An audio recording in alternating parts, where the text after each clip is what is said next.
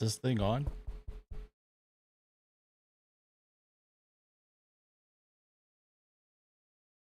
There we are. I'm live. I'm actually live. Holy cow. Still trying to figure this thing out, this live streaming thing. It's all new to me. Of course, you don't know what you don't know. But we are live. It's Thursday, December the 12th. 13 days till Christmas. Hope everybody's having a great holiday season so far. Got a few things to talk about today. The big one being that it came out late yesterday afternoon that Bill Belichick is going to college. That's right. Bill Belichick is going to be the head football coach at the University of North Carolina. I have some thoughts on this. Some of those thoughts align with what some other people have already said. I think it's going to be a trend that began with Deion Sanders, now continues with Bill Belichick, and that is these ex-players, ex-coaches, or I should say the ex-players that are in coaching now, we're probably going to start taking some college jobs and start running college programs like programs. I mean, it started at Colorado with Deion. Actually, if you think about it, Deion started doing that at Jackson State before he moved to Colorado and became the head coach of the University of Colorado Buffaloes. So now you got Bill Belichick, who it appears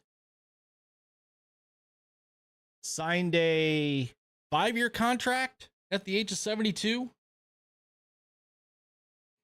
I mean, this is coming off Mac Brown, who he's also in his 70s,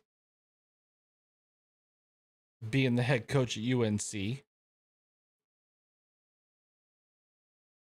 But let's kick it off here with Outkick.com. North Carolina hires Bill Belichick to lead Tar Heels program in stunning college football move. Now, the irony here is that there are some openings in the NFL right now, like Chicago Bears. I forget who else has openings right now in the NFL. But the interesting thing is that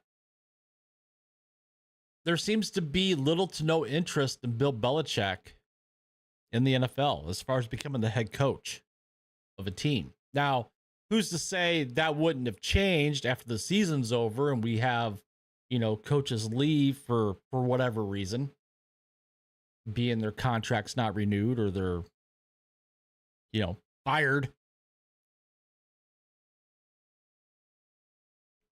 So here we go. North Carolina's made a very big splash in the college football world, hiring Bill Belichick as its new head football coach. The move brings in one of the most prestigious coaches in the NFL history. It's certainly a very big moment for the Tar Heels, based off his name alone. While hiring a coach with no prior college head coaching experience is a risky move, members of the North Carolina Athletic Department and Board of Trustees see this as a monumental moment in the sport. I can remember another former head football coach that had no college coaching experience, at least as far as being a head coach, that went on to coach a college program that everybody thought it was going to work out, but ended up not. And that was Lovie Smith going to the University of Illinois. That turned out to be a train wreck. It turned out to be a disaster. But Lovie Smith is not the same caliber of coach as Bill Belichick. So, and before that, of course, you had Nick Saban, who started off in college. People seem to forget Nick Saban coached at Michigan State. And then LSU. And then went to the Dolphins. And then went to Alabama. And we all know how it turned out at Alabama. Nick Saban's tenure with the Dolphins was not very good. Of course, when he took over the Dolphins were a complete mess. But I digress. One of the biggest components of this deal was that Belichick had enough NIL resources to succeed early on.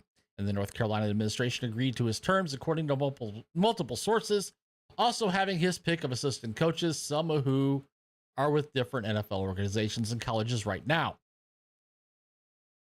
The school made sure that he would have the resources to hire the best staff he could put together, and buyouts would not be a problem if needed.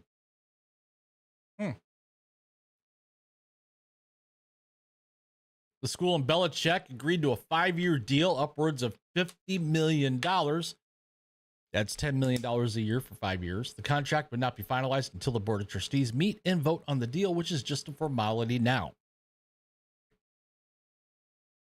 There will certainly be detractors those that feel as if Bill Belichick become a college head coach for the first time makes zero sense in the current landscape, or any landscape for that matter. And while those thoughts may be true, you can't act as if this won't move the needle for a program that is middle class when it comes to college football. Yeah, UNC is a basketball school, first and foremost. Now, here's the thing. If you're a high school quarterback with aspirations of going to the NFL, with Bill Belichick coaching University of North Carolina, the man that helped shape and mold Tom Brady into what some would say the GOAT of quarterbacks, wouldn't you want to go there?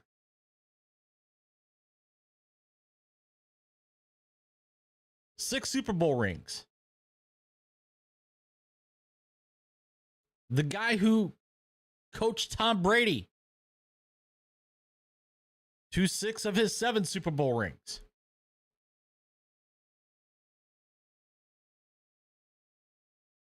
I'd got to say there's probably a lot of kids right now that are in the transfer portal that are probably going, I could go play for Coach Belichick at University of North Carolina. Of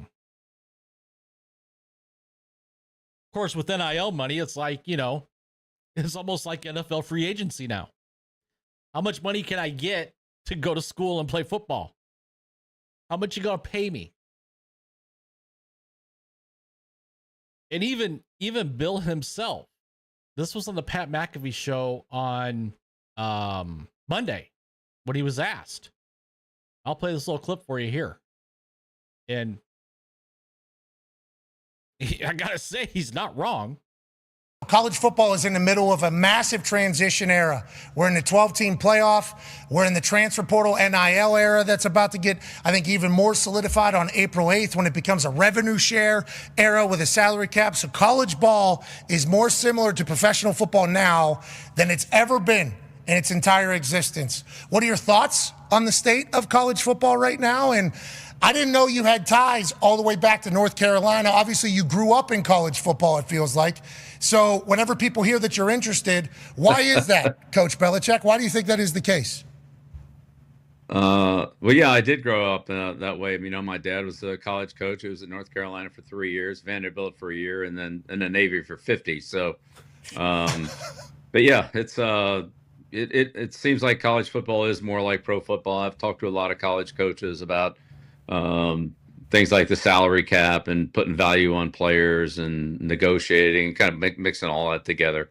So I think there are some similarities from what I've heard. I haven't experienced it firsthand, but feels like that.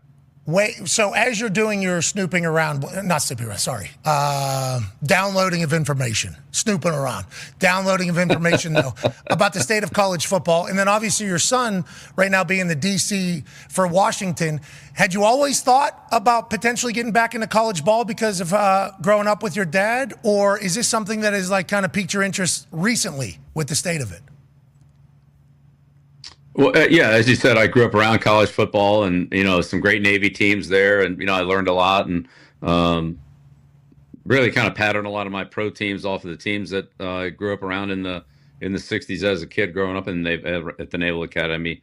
But, yeah, look, as a pro coach, you always go back every year and go to different schools and look at their players and see their programs and learn from those coaches and their situations as well. So, I've had a chance this year to take a longer look at college football during the college season as opposed to in the spring from the draft perspective. And that's been interesting, as well as staying up with pro football. So it's been been a good year for me. I've learned a lot, and so I've had the opportunity to talk to Chancellor Roberts, and we've had a couple of good conversations. So we'll see how it goes. I mean, they're not wrong. College football is becoming more like pro football. What the only difference being is that you got to go to class. You got to keep your grades up. Everything else is almost, if not the same, very similar. And now with the, like Pat pointed out, with the changes coming in April to NIL, where it's going to be very similar to a salary cap situation in the NFL, where you're going to have revenue sharing, which really needed to be done because NIL has just run wild. It's crazy. From the time NIL was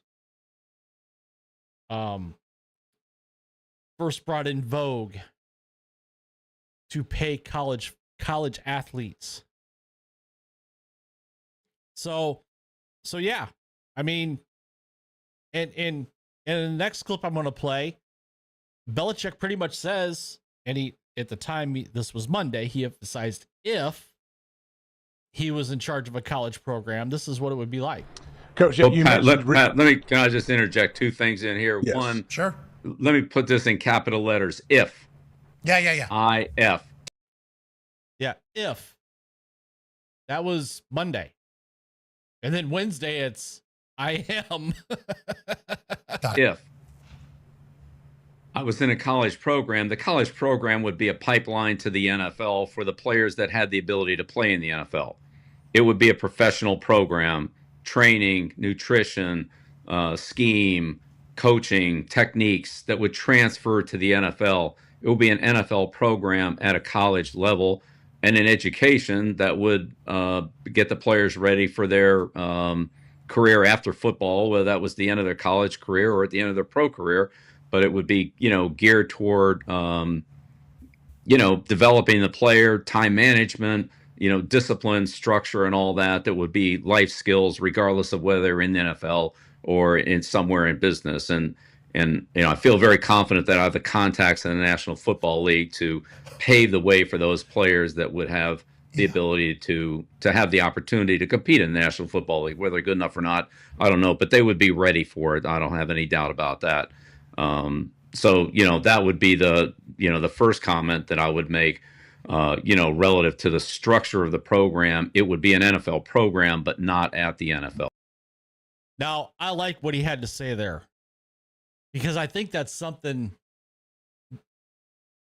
that has been missing in college football.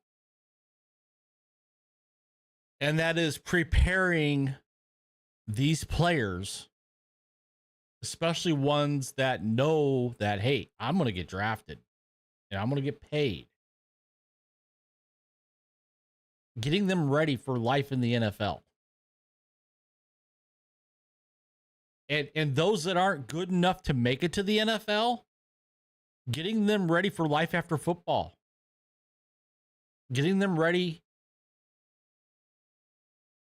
to get a job, to work in corporate America.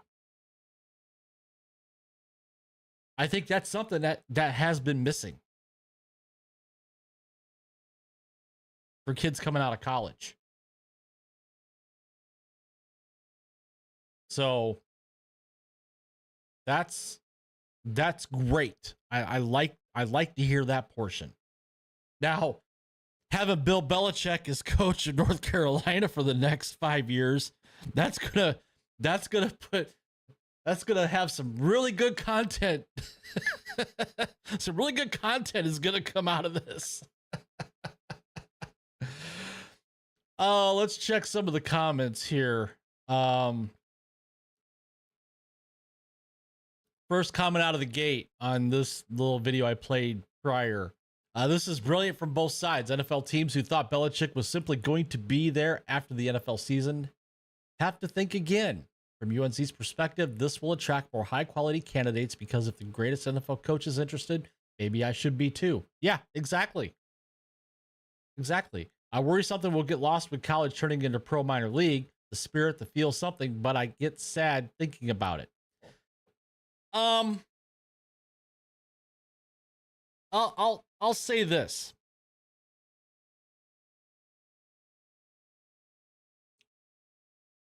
It's the spirit and the feel is not going to get lost. When he says he's going to put together or he's going to run a professional program, the college program would be a pipeline to the NFL for the players that have the ability to play in the NFL. He's going to treat them like he would if they were already in the NFL. He's going to have his expectations. He's going to have his demands. He's going to have he's going to have a high bar. He's going to expect these kids to go to class and perform in class. He's going to expect them to manage their time between class, study, and athletics. Now, the $64 million question is that going to work? Is it going to translate to college?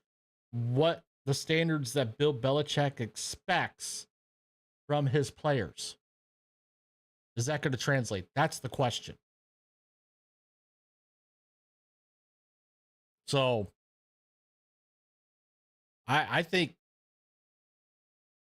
it's a good thing.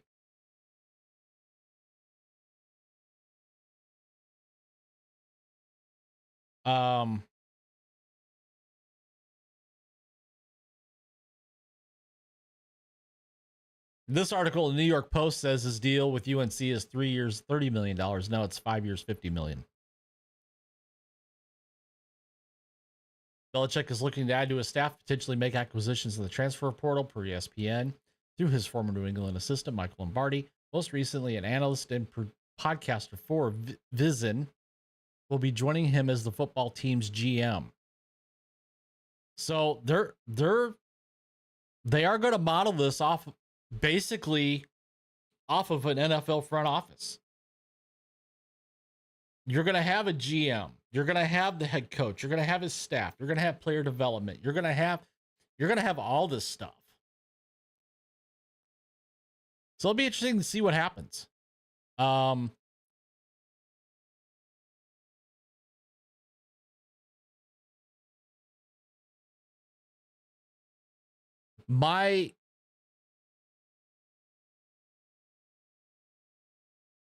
My one reservation is, and being an Illinois fan, Lovie Smith was an excellent defensive coordinator in the NFL with the Rams, the head coach of the Bears. Then he went to the Texans after his stint in Illinois, was the defensive coordinator with the Texans, was the interim head coach. Lovie Smith was an excellent defensive coach. He ran the Tampa 2, the cover 2. And variations off the Tampa 2 defense. However, that defense didn't really translate in college, at least not at University of Illinois. So the question is going to be, what type of offense is Bill Belichick going to run, and what type of defense is his defensive coordinator, whoever that may be, going to run? Because college offenses, I mean, you see parts of college offenses now in the NFL, where for years you would not see any part of a college offense in the NFL. In the last, I'll say, maybe 5 years, 6 years, is where you start to see more elements of college offense in the NFL. But as far as defenses go, I don't know about a pro style defense working in college. Guys aren't there long enough. You have to develop quickly in college.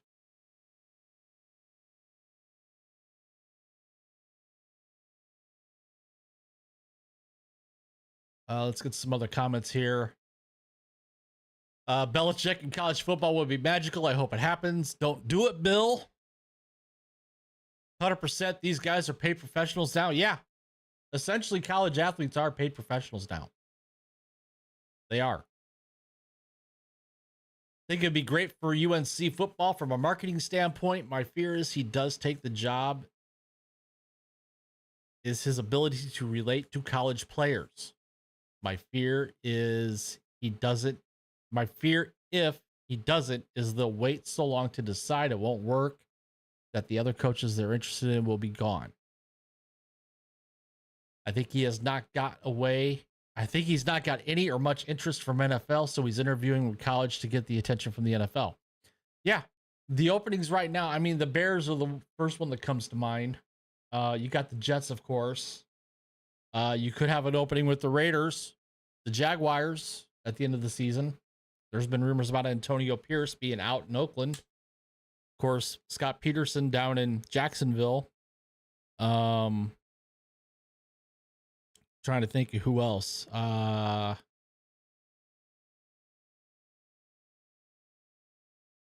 can't think of any other openings on the top of my head. Maybe those of you that are watching that are in the chat may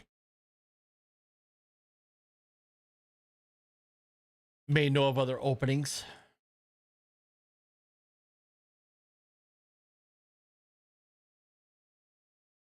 If Bill Belichick becomes the head coach at UNC, I can't wait for EA College Football 26. So I have North Carolina's playbook as UNC coach.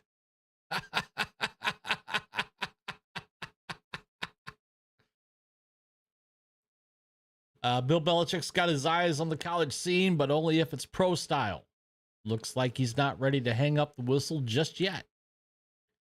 He's literally describing Georgia. Laugh out loud.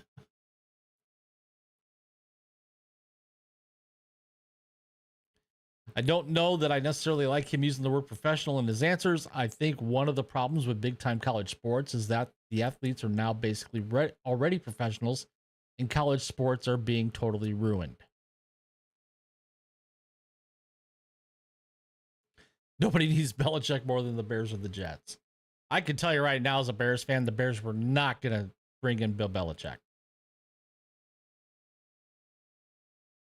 Look at their last few coaching hires in Chicago. They don't pay big money for coaches, or at least head coaches. They don't pay big money. Recruits today. Show me the money. Show me the money.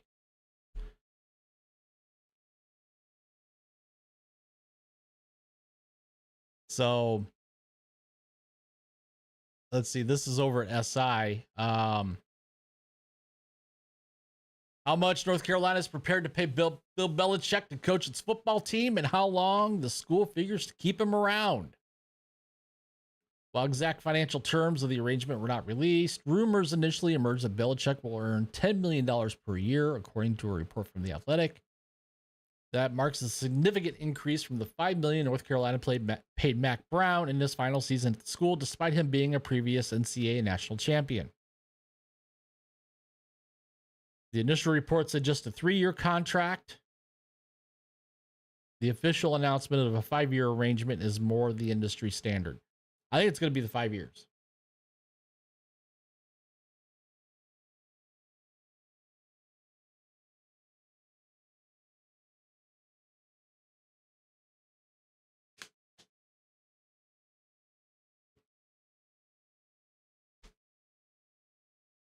Belichick's arrival could herald in a new era in college football, as the coach stated that he wants to revamp the Tar Heels program to more resemble an NFL organization. To that end, he reportedly submitted an organizational Bible of some 400 pages to the school, outlining in detail exactly what kind of support staff he would require to realize his vision. Wow.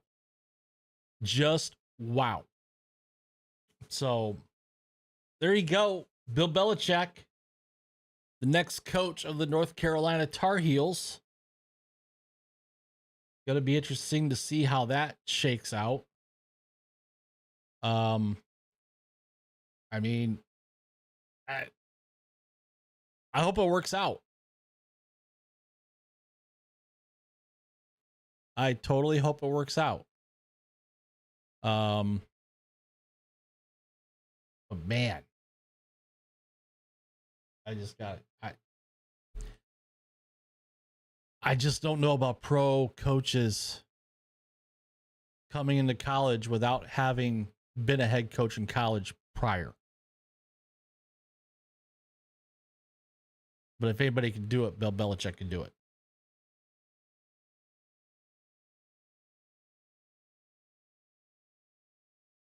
So, moving on.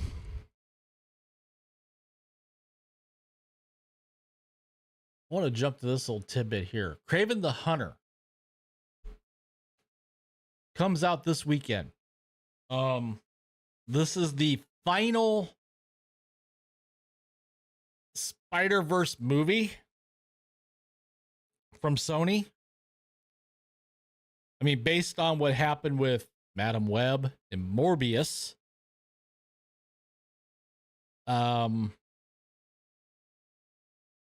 somebody at Sony had to realize that, hey, if we're building the Spider-Verse, you think we should have Spider-Man in our movies in some way, shape, or form?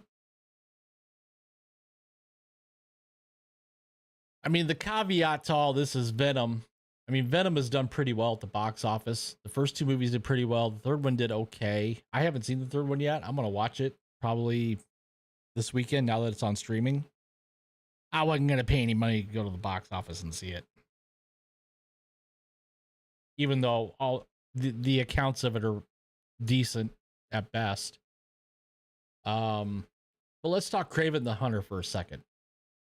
So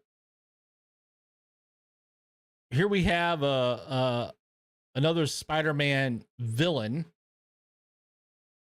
And I guess in this movie, Kraven is kind of the anti-hero. But again, no Spider-Man. And the critics' reviews are starting to roll in for Kraven. And all I gotta say is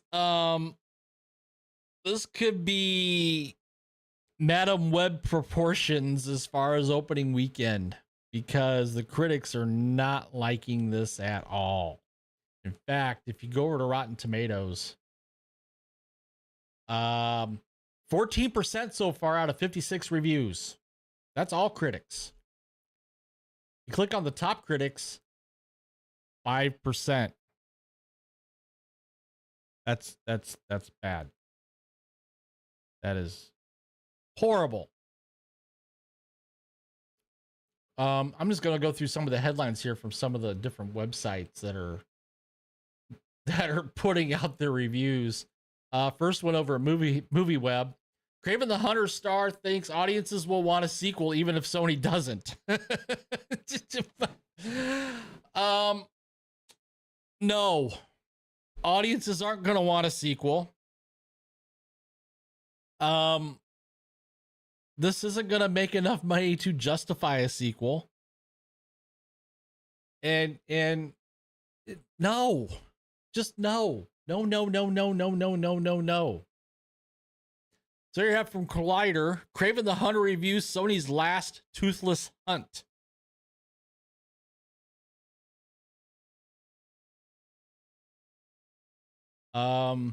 Screen Rant. Kraven the Hunter review. I'm frustrated by how much Aaron Taylor Johnson's Marvel superhero movie squanders its potential. First of all, Kraven's not a superhero. He's a supervillain. They make him out to be an anti-hero in this movie, at least from what I've seen, the trailers. Kraven the Hunter review. Put it out of its misery.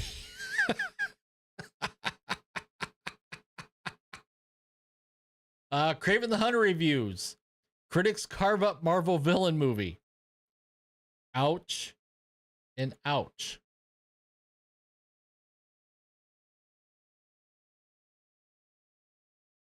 Kraven the Hunter likely to be devoured by box office competition. The Sony Marvel film projected for a poor $15 million opening, while Lord of the Rings, War of the Rohirrim heads for $6 million. Yeah. This movie's gonna get taken over by Moana 2 and probably Wicked. Would be my guess. So, Craven the Hunter, no bueno. Definitely no bueno. I mean, I'll probably go try to see it this weekend. I certainly will not see it in IMAX or a premium theater.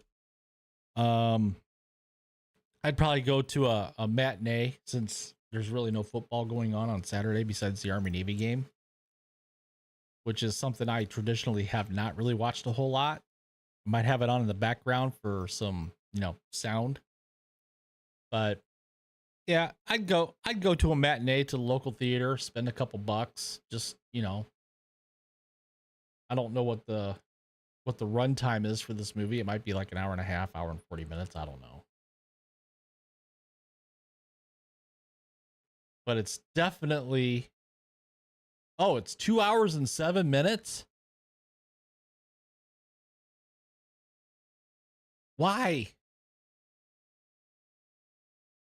Why? It doesn't need to be 2 hours and 7 minutes. No. No. This movie should be like an hour and a half, hour and 45 minutes at most. Doesn't need to be 2 hours. Wow. Well, speaking of bad,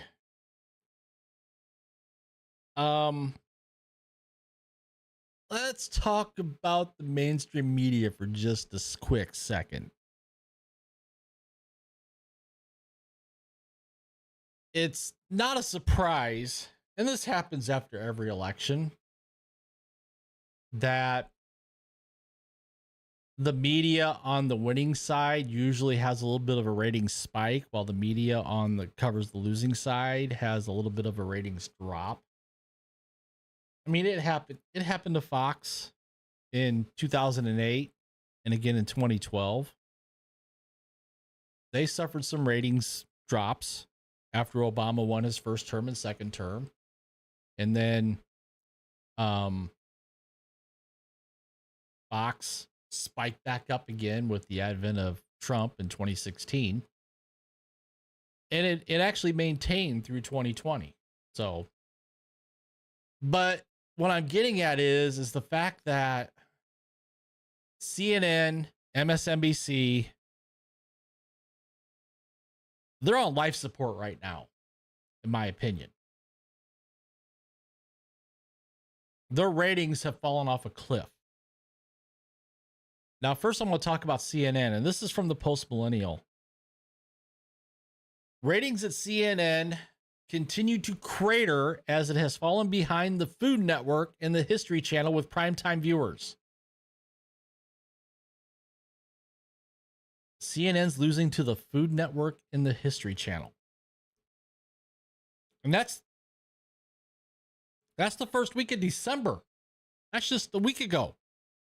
Or a week and a half ago. Even with the sort of breaking news like the killing of United Healthcare CEO Brian Thompson that once defined and boosted network, CNN continued to slump.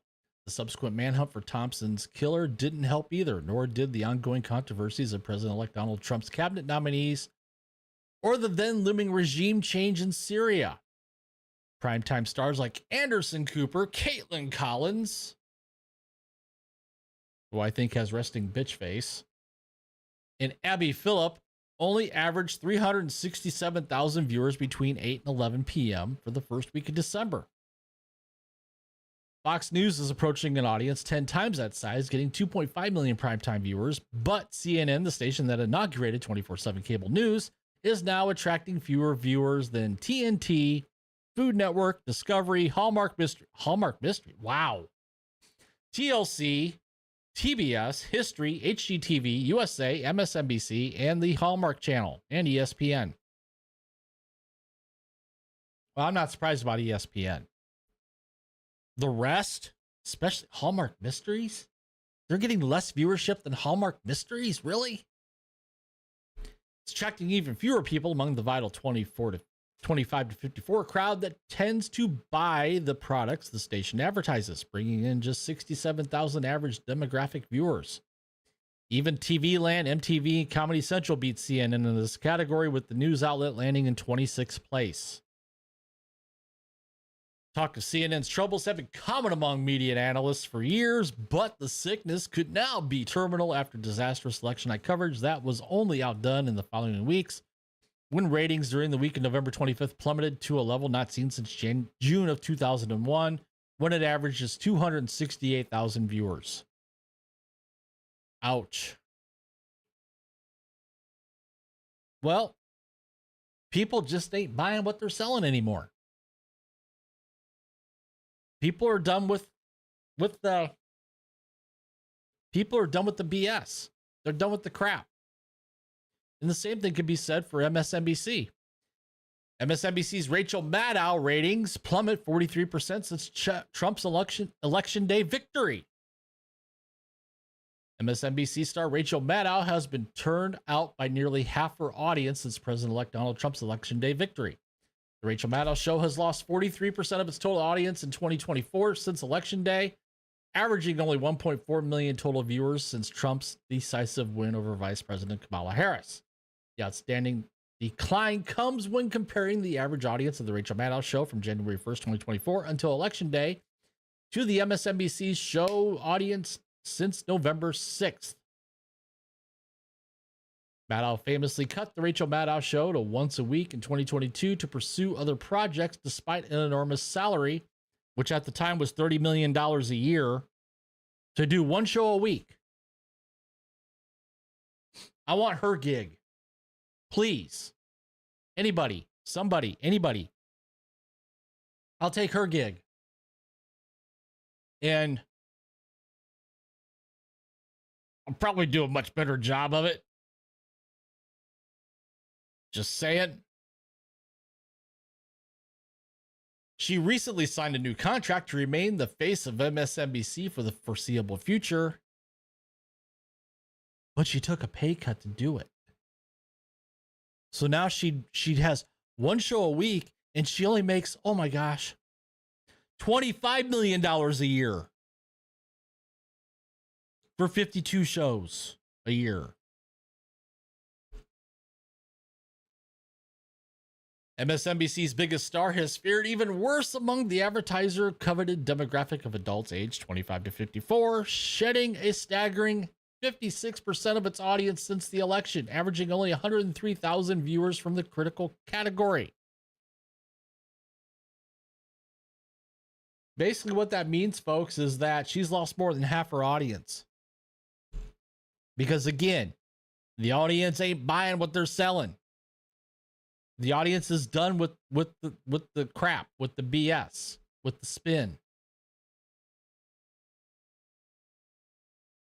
The Rachel Maddow Show aired every weeknight during its heyday, when it often competed for most watched cable news host. But Maddow began hosting only on Monday nights 2 years ago and passed the 9 p.m. Eastern Time hour the other 4 days a week to Alex Wagner. Wagner had her lowest rated week ever last week. Maddow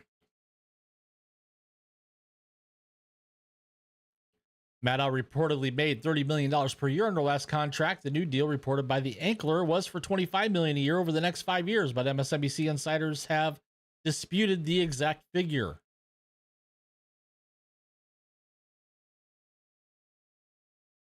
Fox News contributor Joe Concha, who spent years covering the media industry, said it's not surprising that a host who so strongly supported Kamala Harris is losing viewers on the heels of the election. What was surprising is that MSNBC still doled out $25 million to her to work one night a week. And the return on investment is that she finishes a distant second to Sean Hannity at 9 p.m. Is that money well spent?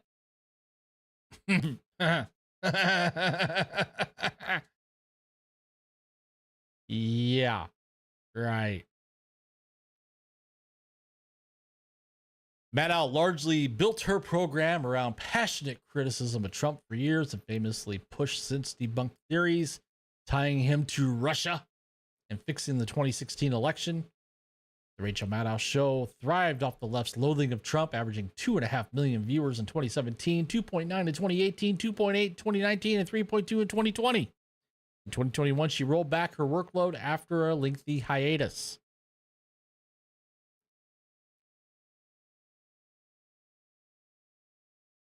The Rachel Maddow Show averaged 2.4 million viewers on Monday nights in 2024 until Election Day pushed viewers away.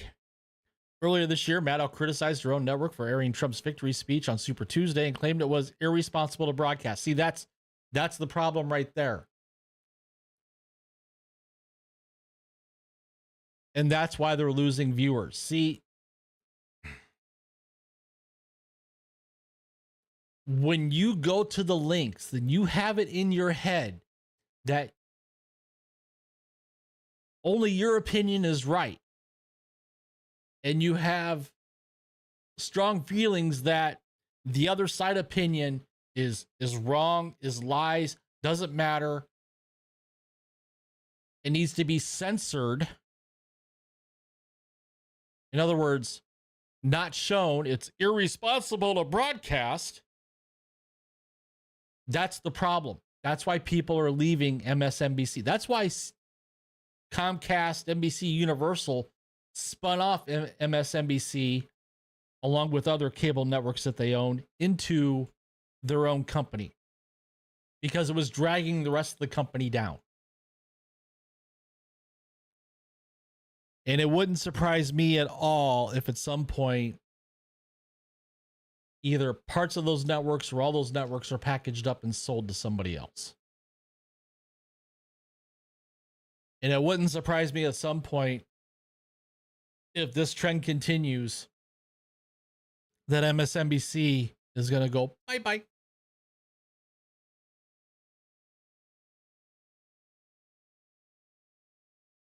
Maddow also expressed concern before the election that Trump would become a dictator if reelected. Again, another fabrication. DePaul University journalism professor Jeffrey McCall feels MSNBC's choices regarding Maddow are not business decisions. No, they're not. This article here from TV Insider talks about Morning Joe and how their ratings have tanked.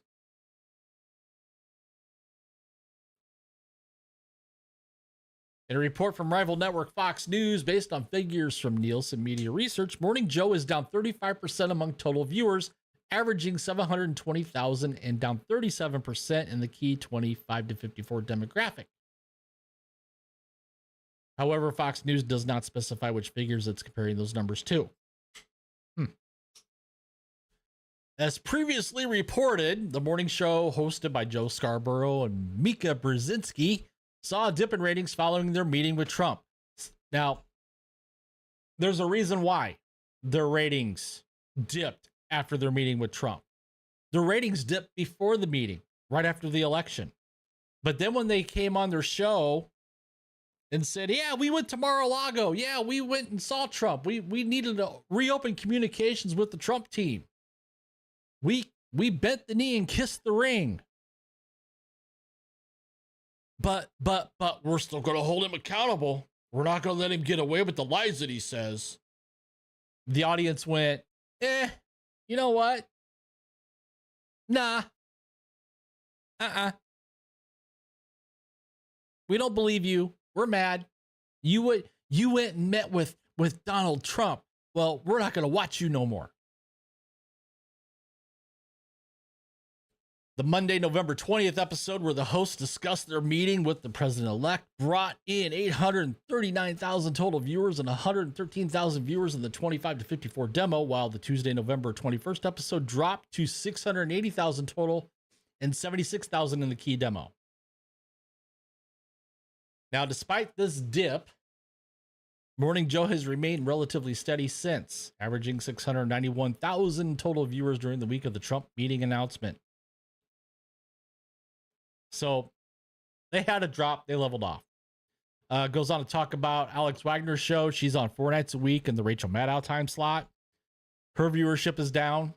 595,000 total viewers.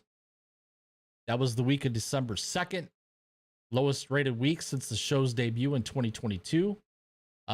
Inside with Jen Psaki, averaged 651,000 total viewers. That's the show's smallest since it launched last year. And good old Lawrence O'Donnell. People still watch his show? Why?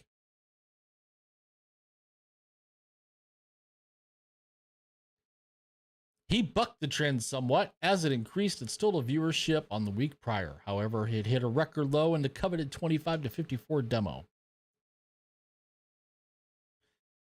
According to the Daily Beast, a source inside MSNBC told the publication that they expected the ratings dip after the election, and they think viewing figures will go back up once Trump is officially sworn in January. News networks in general are down post-election. MSNBC down 47%, at CNN 33%. Fox News even saw a small dip at 9%. Meanwhile, in prime time, MSNBC lost 52% of its viewers, while CNN dropped 39%. Long story short, this means that the legacy media, the cable networks, are on the way out. People are not buying what they're selling anymore. I've already said this twice in this video, in this stream. I'm going to say it again. I can't reiterate it enough. People are going to other sources to get their news. I mean, heck, even Anna Kasparian of the Young Turks on her own show with Cenk Uygur has ruffled feathers because she's like, hey, you know what? Some of the stuff that's going on isn't cool. Some of this stuff that I thought was right is really wrong.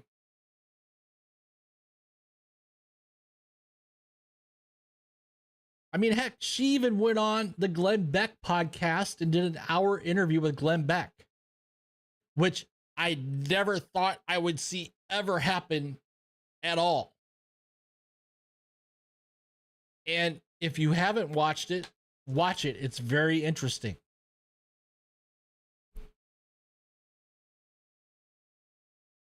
I mean, I was never a big fan of Anna Kasparian. But after watching the Glenn Beck podcast and how that went, the back and forth in the interview, it's like, hey, you know what? People are starting to change their tone a little bit.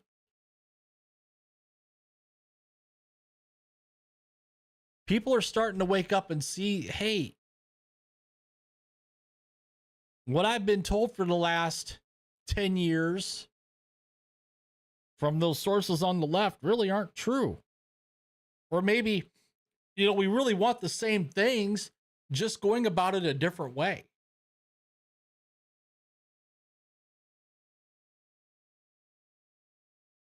So that's the little bit on the media and what's happening in the media since the election back in November 5th. Now, the last thing I got, and this is, I've made a lot of videos on my channel. You can go back through all my videos and check them out. Rachel Zegler. She has become the lightning rod of all things wrong with Hollywood. And I might have mentioned this the other day. I know I made a video about it. She had a movie come out from A24 Studios called Y2K. And that movie just totally bombed at the box office this past weekend. I mean, it did like 2.1 million at the box office and something like, I want to say it was like 2,000 theaters, maybe. Might have been 3,000. I don't know. I don't remember. And part of the movie bombing could be attributed to Rachel shooting off her mouth, for lack of a better term. And how's that affecting the big movie coming out in March, which is Disney's live action remake of Snow White? And this is the first trailer that came out 4 months ago, and it's got 11 million views on YouTube. And when you look at the like to dislike ratio right here, it's bad. I mean, just over 100,000 likes to 1.4 million dislikes. Now, some of that could be contributed to Rachel and her spouting her mouth off and shooting her mouth off, going back to D23 when the movie was announced a couple years ago.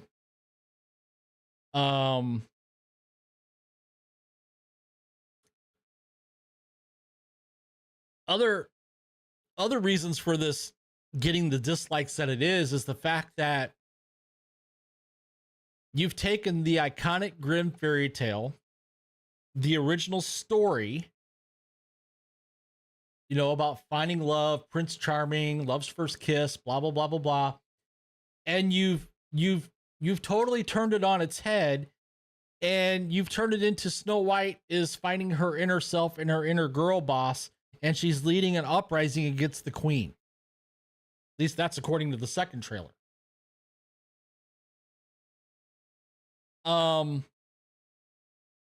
And not to mention the bad CGI, not to mention they could have hired real little people to play the seven dwarfs, but Disney bent the knee to Peter Dinklage, who was very outspoken against hiring little people, unless it was him, for these movies. So you had this trailer. Then fast forward to just a couple weeks ago when Wicked came out. There was a Snow White trailer that appeared on X. People had recorded it on their phones, posted to social media, that leaked out. And it didn't show up on YouTube for another week. In fact, it's not even the same trailer. It's a different trailer. It's very similar. It's got a lot of similarities, but it's actually a different trailer. And so, question was, why are they hiding the trailer? Are they afraid of the backlash that's going to hit when the trailer drops? Well, it's not uncommon to delay the release of a trailer on social media like YouTube or Rumble or, you know, even your own corporate website. It's not unheard of. But here's the trailer that was released a week ago, and if you look at it here, this is even worse than before. Just over 29,000 likes and 733, almost 734,000 dislikes. And it boggles the mind. They left the comment section on both trailers.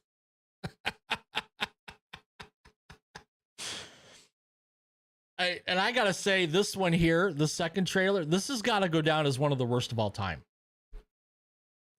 I mean, this one is bad. 5.8 million views. Almost 20% of the audience doesn't like it. The comments here are just priceless. I mean,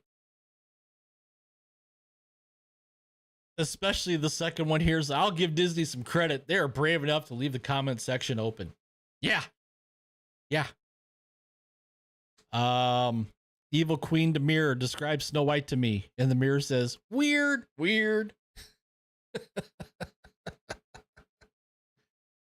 I just can't help but laugh now. They finally did it. They made a movie nobody's gonna pirate. Yeah. If I saw this movie on a plane, I would walk out. At this point, the comment section is the real magic mirror. I mean, this just goes on and on and on. And all I got to say is check out my other videos that I've made on this. You can search my channel. They're out there. I've covered the Rachel Zegler stuff since the D23 announcement, since her original interviews where she was just, you know, the prince is a stalker. weird. We changed the story. The comments about how during the Screen Actors Guild strike that she deserved to get paid for just standing around. I think that's what it was. You can correct me if I'm wrong.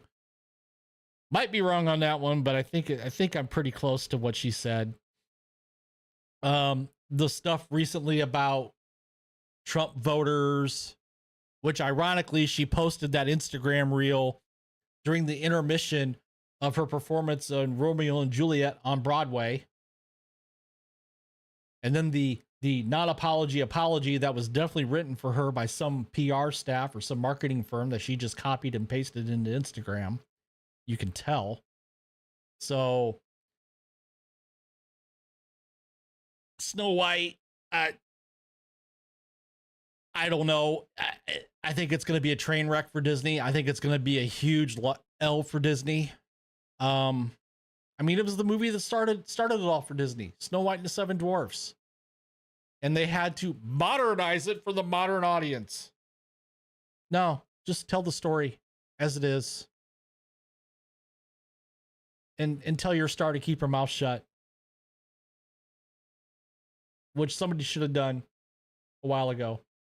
But so there you have it. There's some of my rantings and ravings and rumblings and some of the things of the day that may interest you, may not interest you.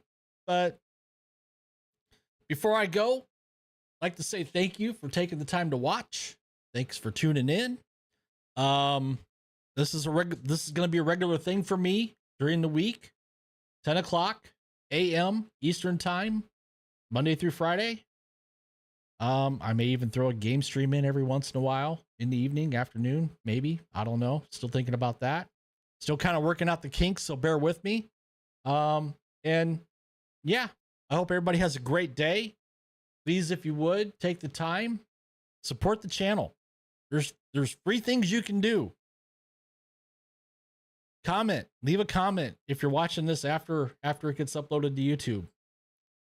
That tells the algorithm, hey, push this guy's content out. Give me a like, share, subscribe, hit that notification bell. And with that, hope you guys have a great Thursday, and I will see